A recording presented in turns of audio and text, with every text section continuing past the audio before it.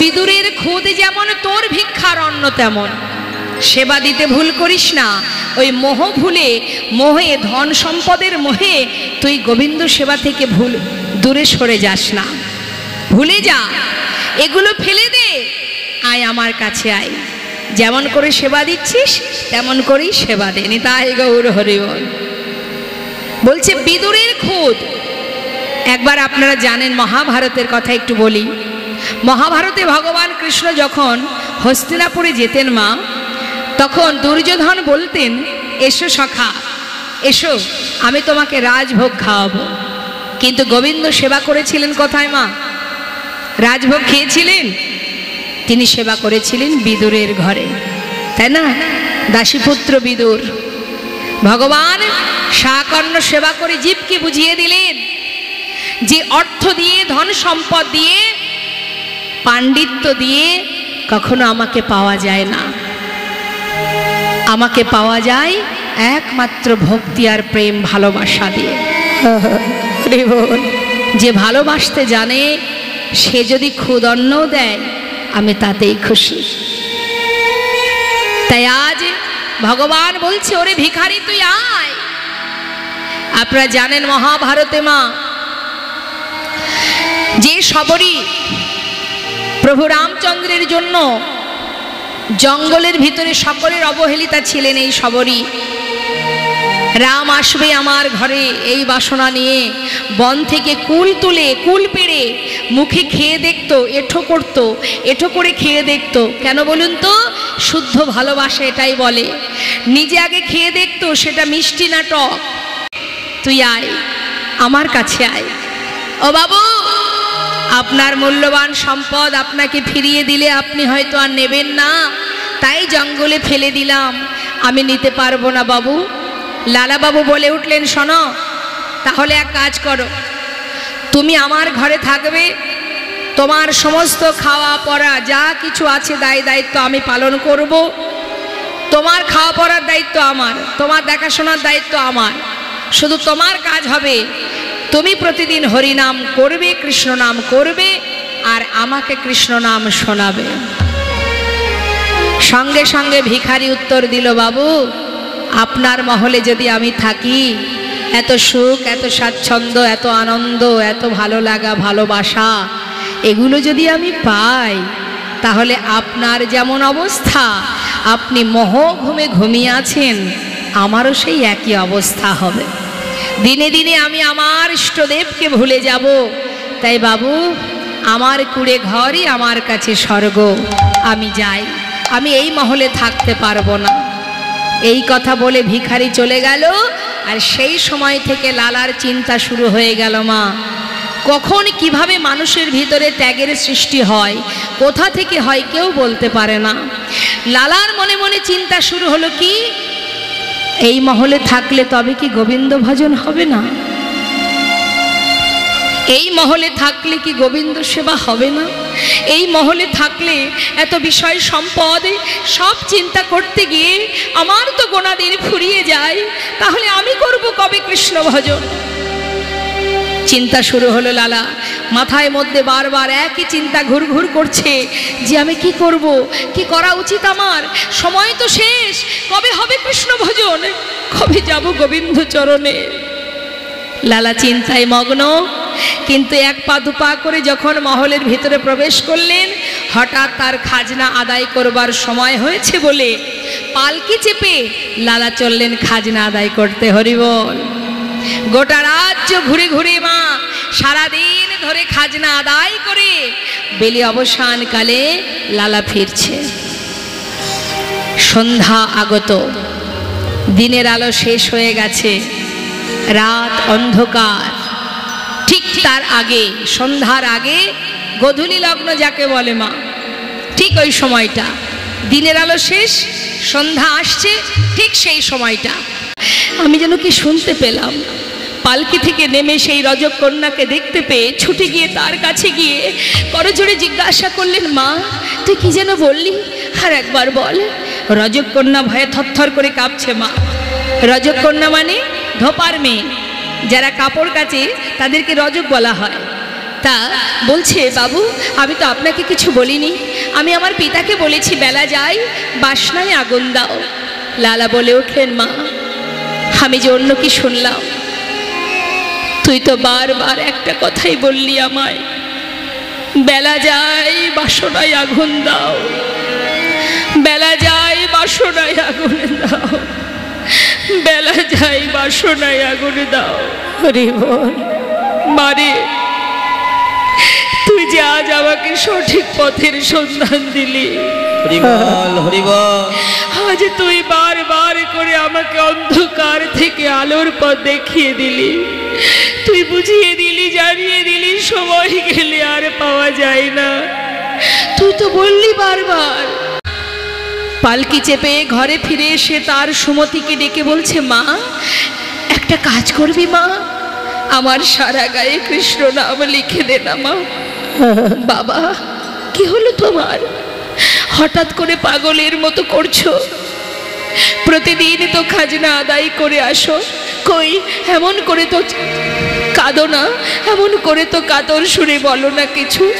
দে না মা, আমি আমার সারা গায়ে কৃষ্ণ নাম লিখে দে না মা, আমি আর থাকবো না, একবার বিদায় দে আমায়। বাবা কি হয়েছে তোমার একটু বলবে, কোথায় যাবে তুমি?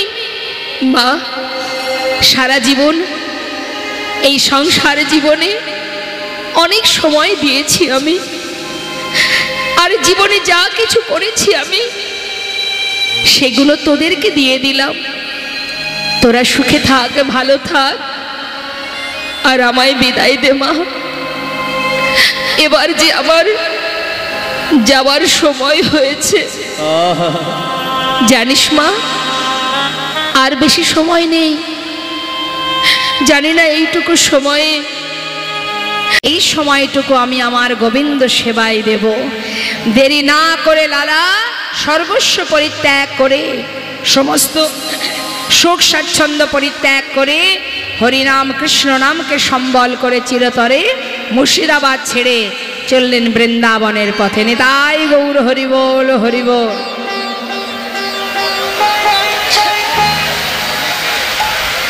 বৃন্দাবনের পথে যাচ্ছে মা, আর মুখে কৃষ্ণ নাম। একবার চিন্তা করুন দেখি, আমরা তো জীবনে সুখ কামনা করি, করি না? ভগবানের কাছে বলি সুখে রাখো, শান্তিতে রাখো, ভালো রাখো, কিন্তু আজ এত সুখ থাকতে লালাবাবু সর্বস্ব ছেড়ে কৃষ্ণ নাম সারা গায়ে লিখে চিরতরে চললেন বৃন্দাবনে।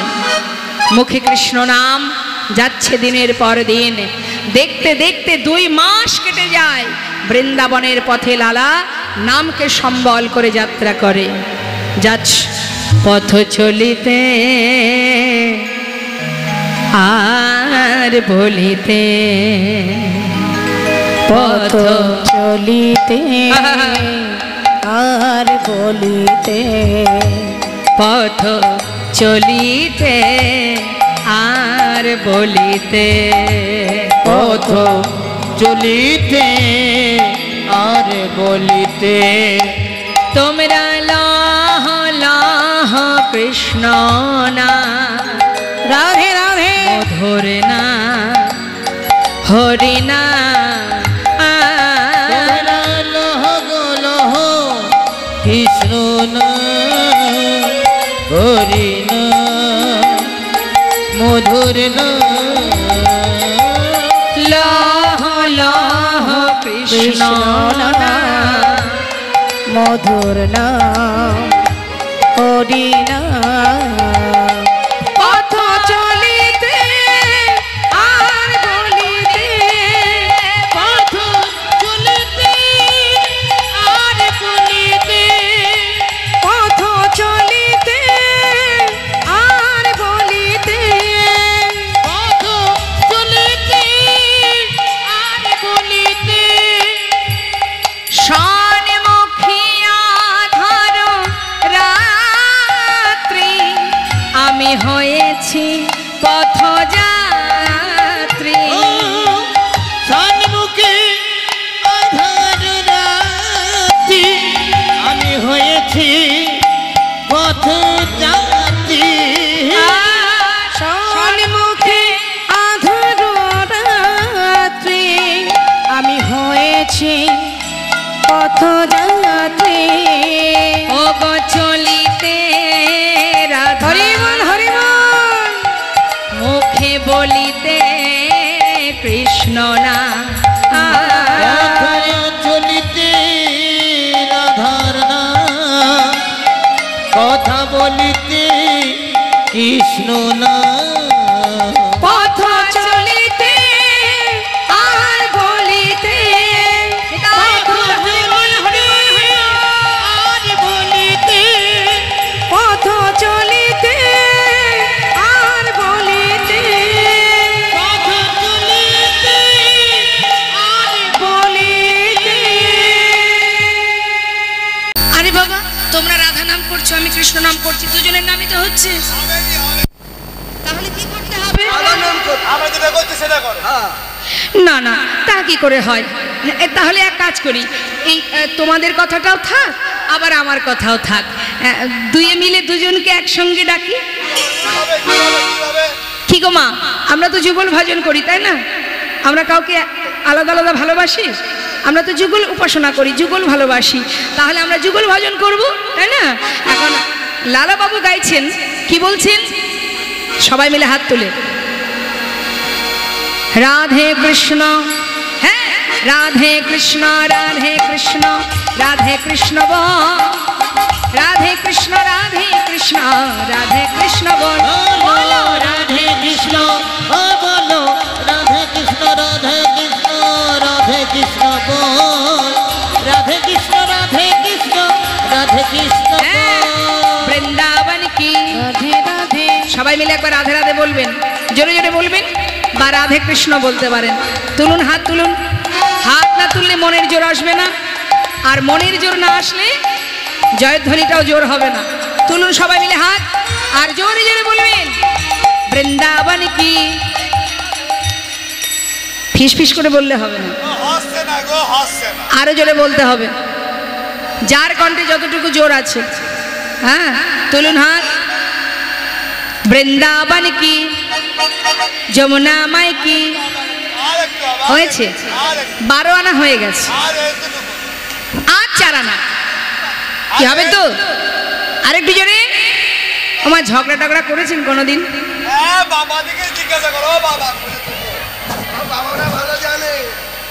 কি ঝগড়া করেন আপনারা? মায়েরা ঝগড়া করেন? বাবা, মায়েরা ঝগড়া করে? আমার এক বাবা বলছে না, একদম ঝগড়া করে না, কত লক্ষ্মী। আচ্ছা, ঝগড়া করার সময় যখন অপরের সঙ্গে গন্ডগোল বেঁধে যায়, দেখবেন এমনভাবে ঝগড়া হয়, চিৎকার হয়, তো সে মনে হয় 10 বাড়ি দূর থেকে শোনা যায়। এখন বাড়ির যিনি কর্তামশাই, তিনি বলেন, অগিন্নি একটু আস্তে আস্তে আস্তে, লোকে শুনতে পাচ্ছে। তখন কি বলে সে? কি বলে?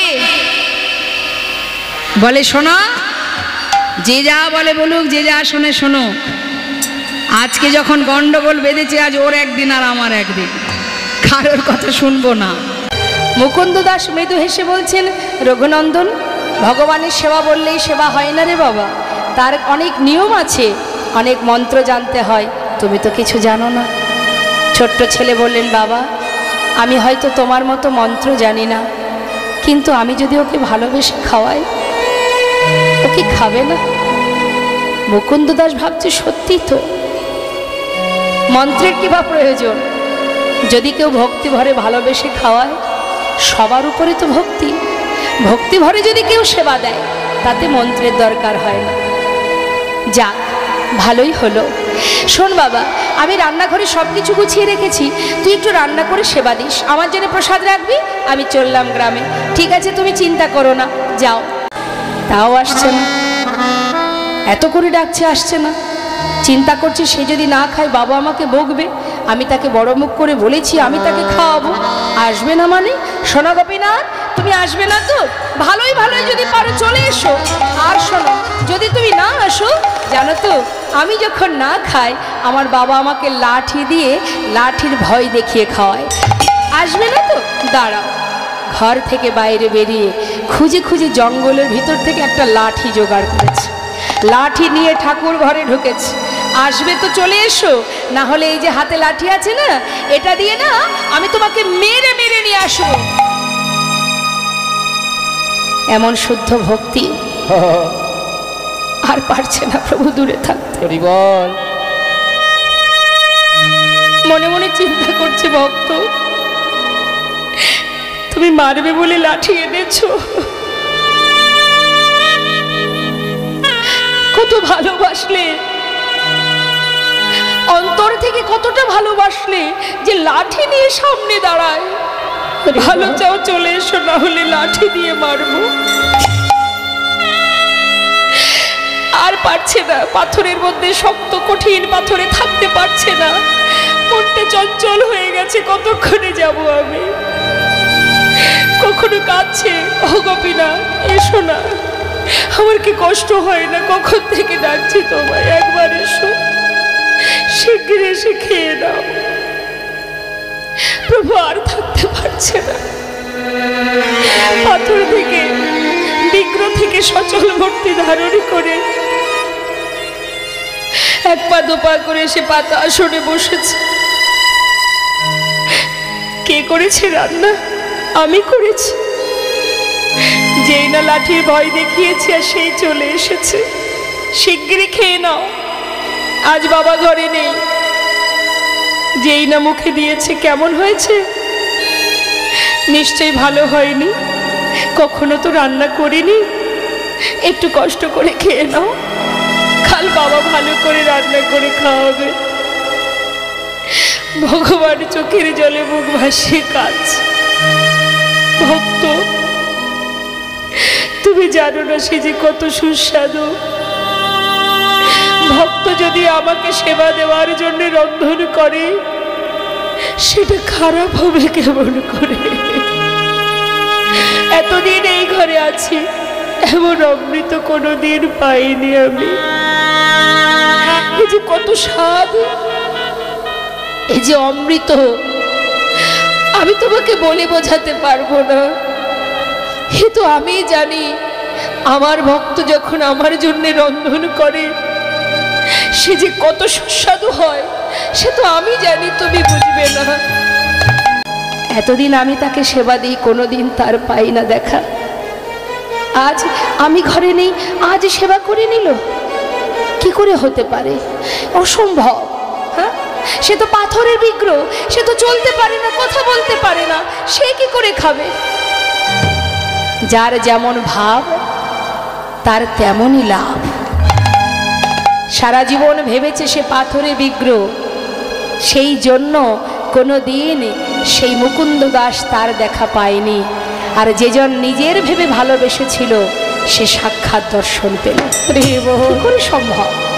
মনের সন্দেহটা মনেই থেকে গেল। বাবা ছেলেকে পরের দিন পরীক্ষা করবার জন্য বললেন, রঘুনন্দন তুই তো ভালো সেবা দিতে শিখেছিস বাবা, শোন বলছি কি, ওই কালও আমাকে যেতে হবে গ্রামের কাজে। তা শোন, তোকে আর রান্না করতে হবে না, ঘরে নাড়ু তৈরি করা আছে, গোপীনাথ নাড়ু খেতে ভালোবাসে, তুই নাড়ুটা ভোগ দিয়ে দিস। ঠিক আছে বাবা। পরের দিন মুকুন্দ দাস কিন্তু কোথাও যায়নি। ছেলেকে হাতে নাতে ধরবে বলে মন্দিরের পিছনে গিয়ে দেয়ালে কান পেতে আছে। কেন? আজ আমি শুনবো আমার পুত্র যখন মন্দিরে যাবে, সে ছাড়া আর কারোর কণ্ঠ শোনা যায় কিনা। কান পেতে আছে। আর এদিকে পাত্রে নাড়ু সাজিয়ে নিয়ে ছোট্ট 12 বছরের ছেলে রঘুনন্দন মন্দিরে ঢুকেছে। গোপীনাথ, আজ কিন্তু আর ডাকতে পারবো না, চিনতে পারছো তো? কাল এসেছিলাম, শিগগিরই এসো, আজ বাবা তোমার জন্য নাড়ু তৈরি করে পাঠিয়েছে। তুমি নাকি নাড়ু খেতে ভালোবাসো, তাড়াতাড়ি এসো, নাড়ু সেবা করে যাও। হরি বল, হরি বল। ভগবান আর কোনো কথা নয়, পাথর থেকে সচল মূর্তি ধারণ করলেন।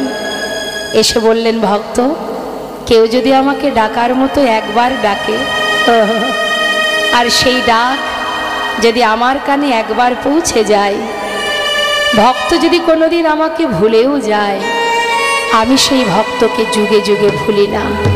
রে বল, তোমায় ডাকতে হবে না, এই দেখো আমি এসেছি, শিগগিরই খেয়ে নাও। কে করেছে নাড়ু? বাবা করেছে। বাবা? মনে মনে ভাবছে, প্রভু বাবাই করুক, আর যেই করো, ভক্তের হাতের ছোঁয়া তো লেগে আছে। মুখে দিয়েছে। পাশে দাঁড়িয়ে রঘুনন্দন ভাবছে, কালকের মতো দাঁড়িয়ে থাকবো, আর যদি গোপীনাথ একটা একটা করে সব খেয়ে নেয়, আজ আমি আর তা হতে দেব না। আজ ও খাবে, আমিও খাবো। এই ভেবে পাত্র থেকে একটা নাড়ু তুলে নিয়েছে, তুলে নিয়ে মুখে দিয়েছে। অর্ধেকটা সেবা করেছে মা। যখনই ভালো লেগেছে, আর ওই বাকি অর্ধেক এঁঠো নাড়ুটা গোপীনাথের মুখের কাছে ধরেছে। খেয়ে দেখো, কত সুন্দর, খেয়ে দেখো গোপীনাথ, কত সুস্বাদু। নিয়ে এই নাও, খেয়ে দেখো, হা করো। নিজের উচ্ছিষ্টটা যখন ভগবানের মুখের কাছে ধরেছে, ভগবান চোখের জলে বুক ভাসিয়ে কাঁদছে। কেমন ভক্তি! নিজের উচ্ছিষ্ট দিতে এতটুকু দ্বিধা হচ্ছে না। কেমন ভালোবাসা! তার চোখে জল দেখে বলছে, গোপীনাথ তুমি কাঁদছো? আচ্ছা, আমি এঁঠো নাড়ু দিয়েছি তাই? আসলে আমার ভালো লেগেছে বলেই তোমাকে খাওয়াচ্ছিলাম। ঠিক আছে, আর দেব না, তুমি কেঁদো না। ভগবান বলছে, না গো না, আমি সেজন্য কাঁদছি না। জানো ভক্ত, আমি কাঁদছি কেন? এই যে তুমি আমাকে খাওয়াচ্ছ, আচ্ছা তুমি যদি আমাকে খাওয়াতে পারো, তবে কি আমি তোমাকে খাওয়াতে পারি? নিশ্চয়ই। তাহলে তুমি আমাকে খাও, আমি তোমাকে খাওয়াই। এবার ভগবান তার প্রসাদে নাড়ু দিচ্ছে ভক্তের বদনে, আর ভক্ত তার এঁঠো নাড়ু দিচ্ছে ভগবানের বদনে। ভক্ত ভগবানের মধুর মিলন,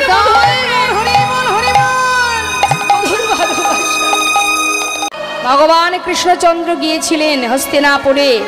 দুর্যোধন বলেছিলেন, সখা এসো, আমি তোমাকে রাজভোগ খাওয়াবো। ভগবান বলেছিলেন, সেবায় যদি করতে হয়, আমি দাসীপুত্র বিদুরের ঘরে সেবা করব। তাই মাগো, ভগবানের সেবার জন্য দুঃখ করতে হয় না। তুমি যেমন পারবে, যেমনটা পারবে, ভগবান তাতেই সন্তুষ্ট, যদি ভক্তি থাকে, ভালোবাসা থাকে। হ্যাঁ তো মাগো, শুধু তাই নয়, রামায়ণে আমরা যদি একটু ত্রেতা যুগে যাই, রামায়ণে দেখবেন শবরী, যার সকলের অবহেলিতা রমণী, সেই শবরী যে জঙ্গলের মধ্যে একটা কুটির তৈরি করে থাকতো, সকলের ঘৃণার পাত্রী ছিলেন। তো এখন সেই শবরী রামচন্দ্রকে সেবা দেবে বলে বন থেকে কুল পেড়ে নিজে আগে খেয়েছিল। খেয়ে দেখেছে টক না মিষ্টি, যেটা মিষ্টি অর্ধেকটা কুল খাওয়া হয়ে গেছে, মানে এঁঠো কুল তুলে রাখছে। কেন? রাম যখন আসবে সেবা করবে। তার ঘরে প্রভু রামচন্দ্র সেই উচ্ছিষ্ট কুল সেবা করেছিল। তাই যদি কেউ ভালোবেসে সেবা দিতে পারে, যেমনটাই দিক, প্রভু তাতেই সন্তুষ্ট। আজকের শুভ দিনে আরও অনেক ঘটনা। বৃন্দাবনে যদি যান, দেখবেন এক সময় মা যশোমতী তিনি রন্ধনশালায় রন্ধন করছেন। দুষ্টু গোপাল গিয়ে জিজ্ঞাসা করছে, মা তুমি কি রান্না করছো? মা বলছে, বাবা তুমি যেটা কখনো খাওনি, আমি সেটা রান্না করছি আজ। তো যেটা কখনো খাইনি সেটাই রন্ধন হচ্ছে, সেটাই সুন্দর করে তৈরি করছে। তখন গোপাল জিজ্ঞাসা করছে মা নন্দ মহারাজের কথা, যে পিতা কোথায় যাবেন, সেজেগুজে কোথায় যাচ্ছেন? তখন মা বলছে, বাবা এত প্রশ্ন আমার কাছে না করে তুমি তোমার পিতার কাছে গিয়ে জিজ্ঞাসা করো। মহারাজের কাছে গিয়ে জিজ্ঞাসা করছে, পিতা তুমি সেজেগুজে কোথায় যাচ্ছ? তখন মহারাজ বলছেন, আমি গঙ্গায় যাব স্নান করতে। গঙ্গা না, আমি প্রয়াগে যাচ্ছি। প্রয়াগে? প্রয়াগে স্নান করতে যাচ্ছ কেন? শুনেছি প্রয়াগে অনেক মাহাত্ম্য আছে। যেমন এক সময় এক পাখি একটা সাপ নিয়ে যাচ্ছিল মুখে করে, তাকে মেরে তাকে খাবে বলে ঠোঁটে করে ধরে নিয়ে যাচ্ছে। প্রয়াগ? হ্যাঁ। তো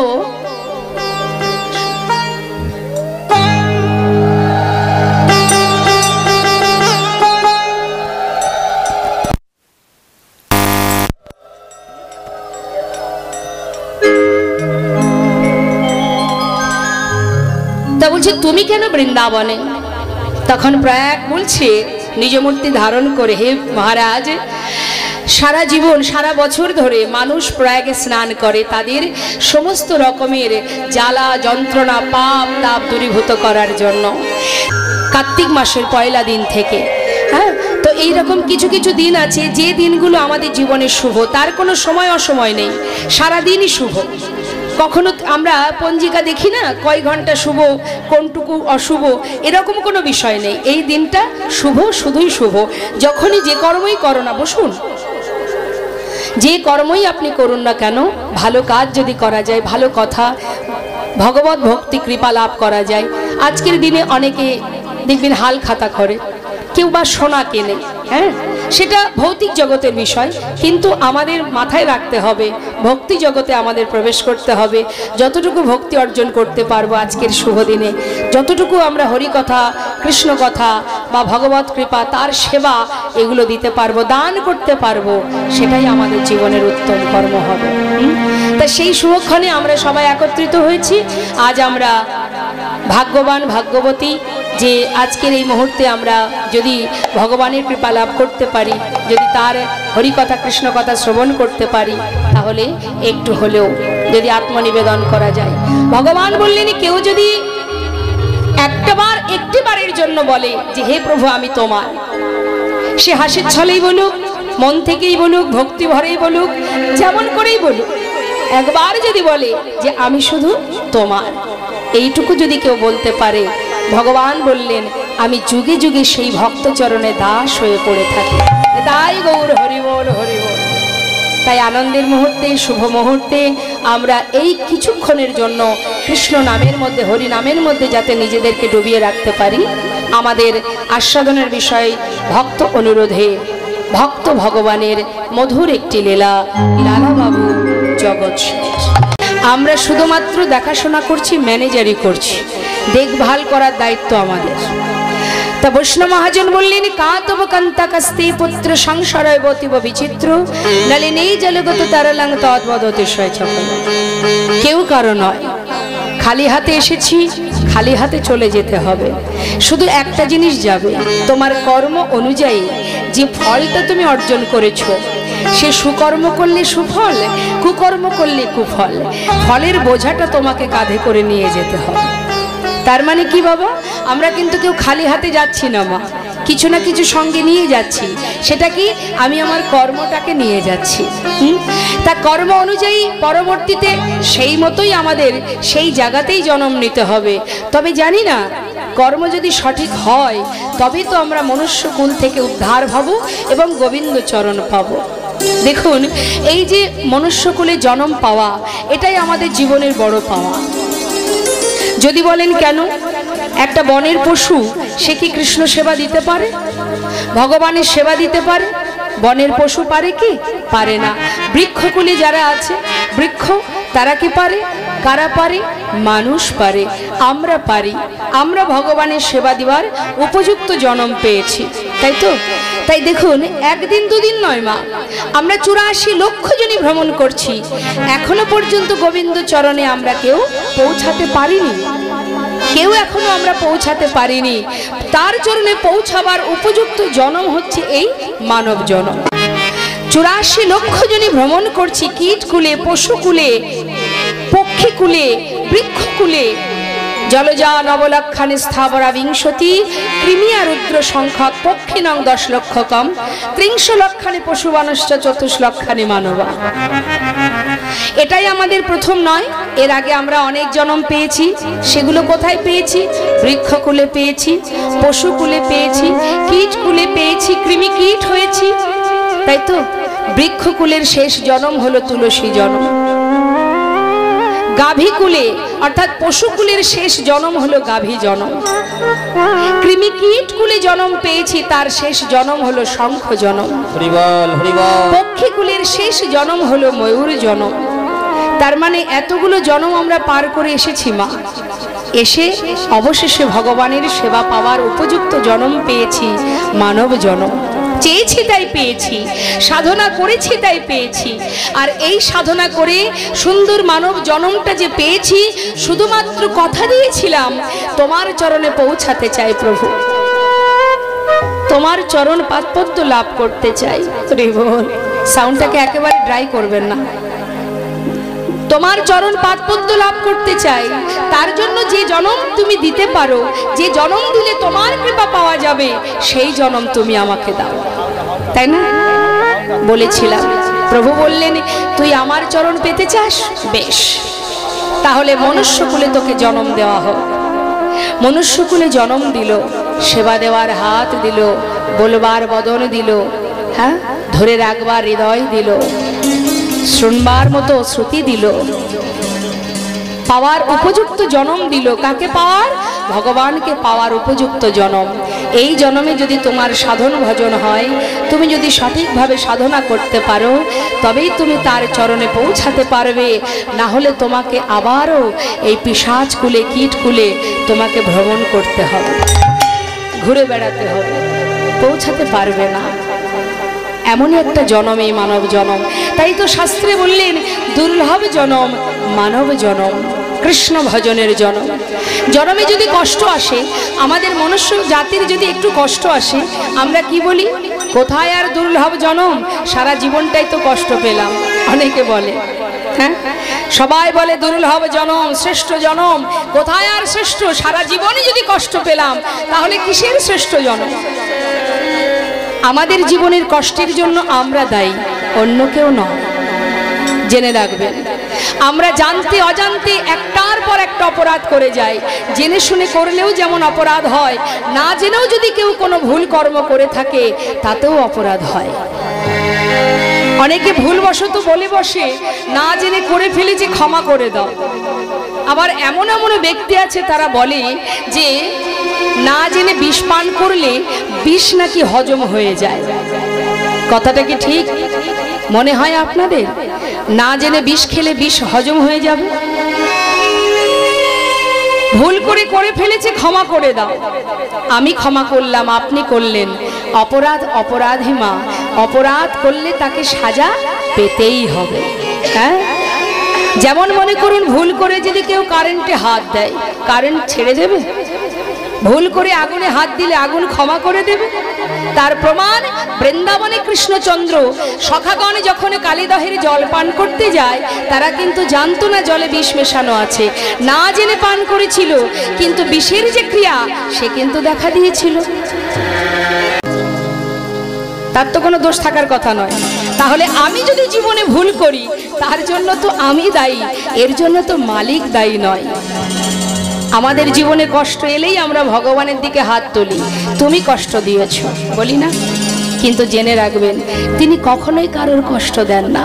আর যদিও তিনি কোনো কষ্ট দেন, জানবেন তিনি তাকেই কষ্ট দেন যাকে তিনি অনেক ভালোবাসেন। নিতাই গৌর হরি বল, হরি বল।